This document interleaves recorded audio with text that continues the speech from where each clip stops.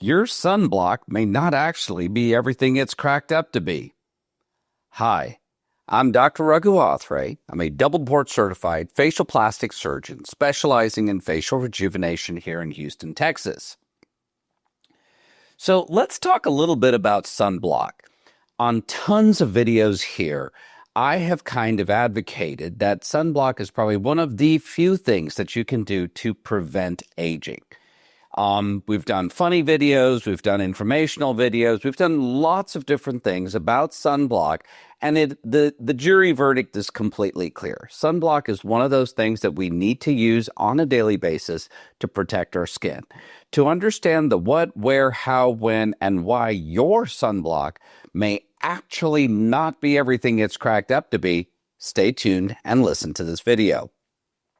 So let's start with a little bit of basic science. Okay, so as the sun exists, it creates all sorts of different types of radiation. Okay, now we're lucky in that our atmosphere is very good at blocking a lot of this radiation from actually coming up to us. Okay, for example, there are UVC rays, which stands for ultraviolet type C rays, and almost 100% of those rays are blocked by our atmosphere.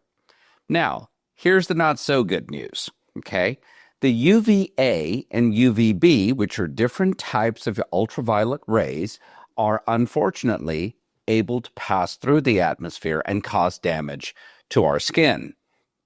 Now, here's a little bit more bad news. Have you ever heard about that hole in the ozone layer? Well, A, it's real, and B, the fact that there is a hole in the ozone layer is allowing more and more of that ultraviolet light to actually reach the surface of the Earth. So what does this ultraviolet light actually do? Let's jump into that with a little bit more detail. The two types that I mentioned earlier are ultraviolet A and ultraviolet B. Okay, ultraviolet A is the longer wavelength type of ultraviolet light. Ultraviolet B is shorter wavelength and has less power. Let's call it power. I think that's a good word for us to use to kind of understand what it does. So as the ultraviolet A penetrates, it actually penetrates deeper into the skin layers. As it's penetrating deeper into the skin layers, it's causing facial aging. A good way to remember this, ultraviolet A, the A stands for aging.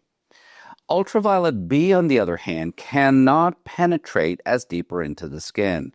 It penetrates basically to the superficial skin and causes burning. So B for burning. So this is a quick way to remember which type of ultraviolet light does what. Ultraviolet A causes aging, ultraviolet B causes burning. This is an oversimplification, but it's a good way of just thinking about it from a basic science perspective. All right, so both of these things, whether it be aging or burning, are not really desirable things that we want on our skin. So how do we prevent our skin from being affected by ultraviolet A and ultraviolet B rays? Sunblock. You heard it. That's what we use. However, not all sunblocks are created equal. So, there's different types of chemicals that can be used to protect your skin from the sun. The first type of agents are agents that actually block the sun's rays. This is zinc oxide and titanium dioxide. Okay, so if any one of us who's been watching this video or is old enough to remember the old lifeguards that they used the zinc oxide underneath their eyes, okay, what that is basically a little metal particle that has been micronized, so it's applied on the skin.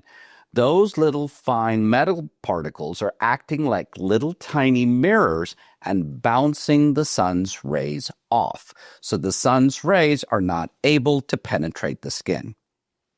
Okay. However, there's still going to be some amount of sun rays that get past that little mirror.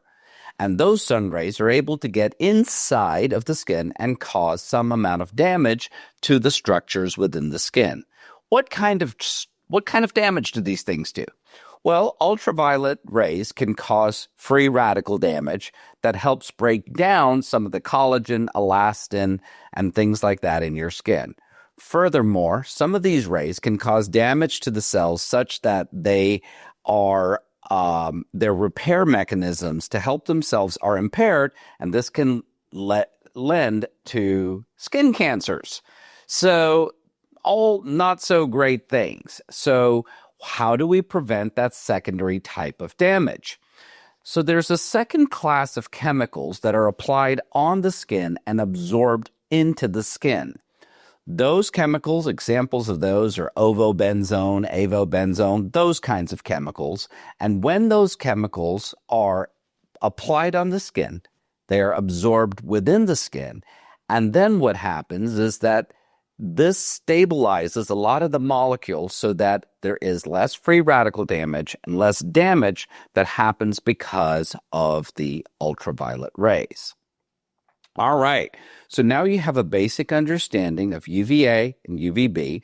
Quick synopsis: UVA for aging, UVB for burning, and we need to protect the skin. All right, moving along. So as we take a look at sunblock and look at the actual ingredients in sunblock, things start becoming a lot clearer. Zinc dioxide, and I'm going to put a little graph here on the screen. If you take a look at this graph, zinc dioxide has the greatest breadth of blocking stuff. It blocks almost all of the ultraviolet A and most of the ultraviolet B. Now, all of the other chemicals, ovobenzone, avobenzone, so on and so forth, they're able to block small little portions of the spectrum, but not to the entirety that zinc oxide is able to block. So what's the take-home point of this graph? First of all, zinc oxide is probably one of the best agents to protect your face.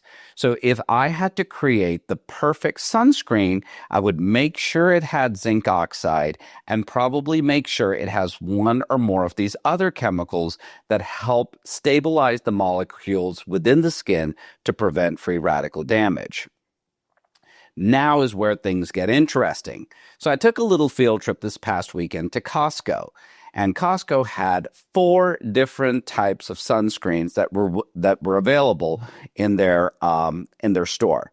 I'm not going to mention the brands just so that I don't get hammered with negative comments out here, but all of them are major brands of sunscreen. And when you looked at them and you looked at the ingredients, none of those sunscreens had zinc oxide. So all of them had avobenzone and ovobenzone, which helped to stabilize the particles or chemicals within the skin, but actually didn't block the rays and are not providing the amount of protection that would have been provided with zinc oxide. So what's the major take-home point to this section? As you go shopping for a sunscreen, look at the ingredients. You want one of the first ingredients on the ingredient list to be zinc oxide. If you don't have zinc oxide within that sunscreen, you are getting suboptimal sun protection. Okay, zinc oxide is available probably in most medical grade sunscreens, and we definitely have it in all of the sunscreens that we carry here in our office. If you have any questions, call our office and we can set you up with some zinc oxide based sunscreens. Now, moving along. So what happens if I use a non-zinc oxide based sunscreen? So the skinny of it is, the only thing that you're actually doing is protecting the damage of the UV rays after they have penetrated the skin to stabilize the molecules. You're really not doing a lot to bounce those rays off of the skin and prevent penetration of UV rays totally. And if you remember the graph, putting it up here again, zinc oxide is the one that gives you the greatest range of protection from the sun's rays. All right, so let's continue down this and kind of give you a little bit more information. So how much sunscreen should I be using? So the the amount that is prescribed to give you the SPF or sun protection factor that you need is as follows. So for your entire face, you should be using about a nickel-sized amount. For your body, you should be using about 1 ounce in total, which is about a shot glass. That's a lot of sunscreen. So they've done a lot of studies, which I find interesting, and most consumers are only using 1/3 of the amount of sunscreen that they're supposed to be using.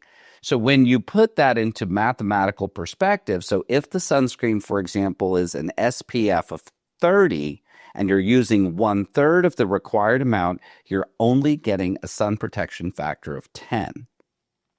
When it goes to mineral powder sunscreens, consumer research has shown that most people use about 1/10 of the required amount of sunscreen that they should be using.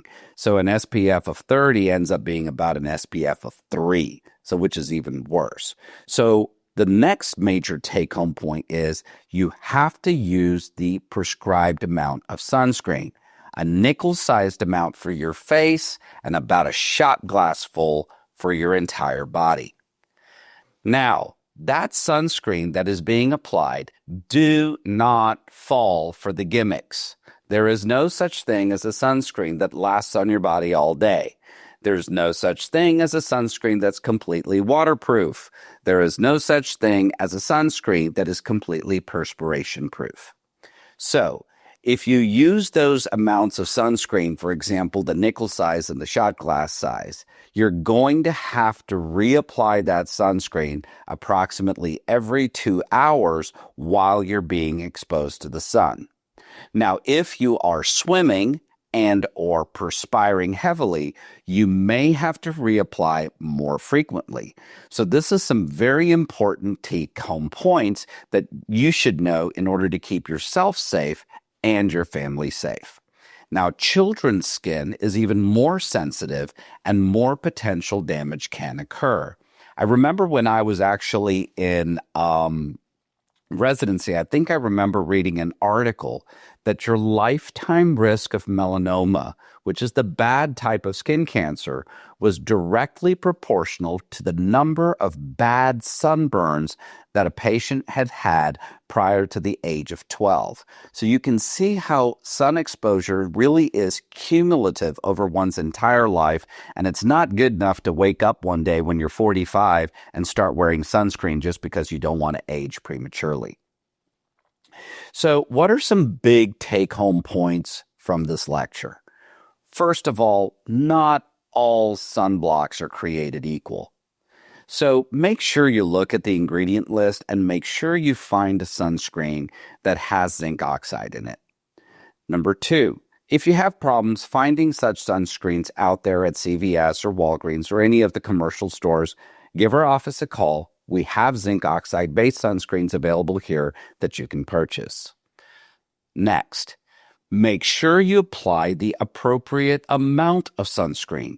A nickel-sized amount for your entire face, a shot glass full for your entire body. Make sure you reapply the sunscreen. A good rule of thumb is every 2 hours for when you're out in the sun. However, this number may need to be increased if you're perspiring heavily or you're swimming. Remember, the skin's the biggest organ you have. It's out here and its job is to protect you from all of this. So it's really, really important that we protect our skin. We only take a look at it from a very cosmetic, superficial point and go, wow, I'd really like smooth skin and I want to look young. But there's so many more important facets of skin health. So when you don't take care of your skin, first of all, yes, it looks kind of ratty and can end up with premature aging. But worse, you put yourself at high risk for skin cancers. So long and short, take care of your skin, get an appropriate skincare regimen, use a good sunblock, and it's probably the most important thing that you can do to stay young forever. So I'm Dr. Raghu Athre Facial Plastics in Houston, Texas. If you enjoyed this content, you thought you got something out of it, you learned something, and you would like to see more of content like this, please hit the subscribe button. Also, if you have comments, questions, hit them down below in the comment section. Thank you again for watching.